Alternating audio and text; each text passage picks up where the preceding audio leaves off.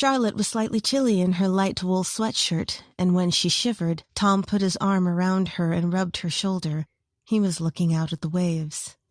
She had no idea what was on his mind. "What are you thinking about?"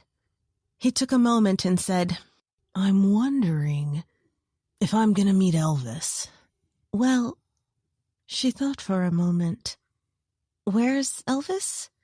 Tom splayed out his fingers, thinking. "He went in the Army last year, to Fort Dix, which is where I'm going." "When are you going?" 2 weeks, he said. "Anyway, I don't know. I think Elvis is in Germany now." "What are the odds of meeting one soldier, even Elvis?" She looked out on the swell of the waves as she pulled away. "Do you ever surf?" "Nope, I never learned," he said.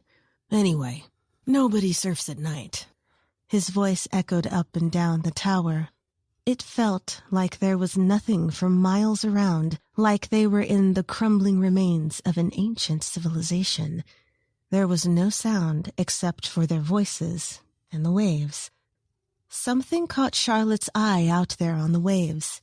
It was a small, round shape, like a melon or volleyball, floating and poking just barely out of the water.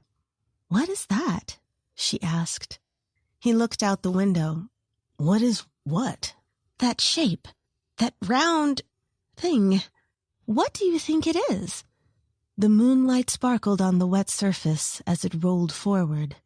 It took him a while, and then he said, "Huh." The shape was moving along at a strange, steady pace, moving in too straight a line to be something swimming. Charlotte tried to get a sense of the shape, but it was impossible to see between the darkness and the ripple of moonglow across the waves. Finally, it came to her. A turtle, perhaps? Because she had heard that sometimes turtles would actually come onto shore to lay eggs. She had no idea if it was the time of year for turtles. But now that she looked at it, the object was too odd and smooth to be a turtle. It looked like wood or plastic. Tom shook his head. "Looks like a flotation device. Like maybe something that broke off of a fishing barge or something. Maybe part of a net."